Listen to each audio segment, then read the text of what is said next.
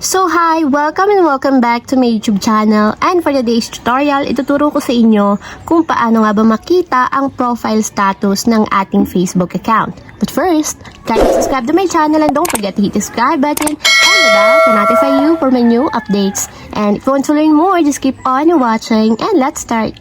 So ayan, for today's video, gagamit tayo ng Facebook application, yung pinakang app ni Meta. And make sure na updated yung app na gagamitin natin para mayroon tayong mga bagong options and settings na makita. So ayan, i-open ko na yung aking Facebook app. And then pagka-open na yung Facebook app, pumunta agad tayo sa mismong profile or timeline ng ating Facebook. So ayan, dito sa timeline or profile ng ating Facebook, hanapin nyo lang yung 3 horizontal dots na malapit dito or katabi ng edit profile. So tatap lang natin.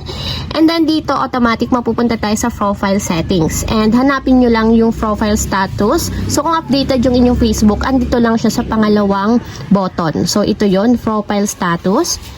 And then, automatic, dito nalalabas yung ating status ng Facebook. So, kung meron kayong mga strikes or issues, dito lalabas kung meron man. So, kung makikita nyo walang nakalagay sa akin, and check sign or check mark yung naka-status. So, ibig sabihin, okay yung aking status ng account, and as of now, wala naman siyang problema. So, kung meron mga problema yung account niyo like sa mga strikes or other issues ng inyong Facebook, dito siya lalabas sa profile status. So, ayun lang guys, ganun lang kasimple kung paano nga ba makita ang profile status ng ating Facebook account. If you have a question, can comment down below and don't forget to hit the subscribe button and the bell to notify you for my new updates. And thank you for watching! Living life, every day, late at night, not okay.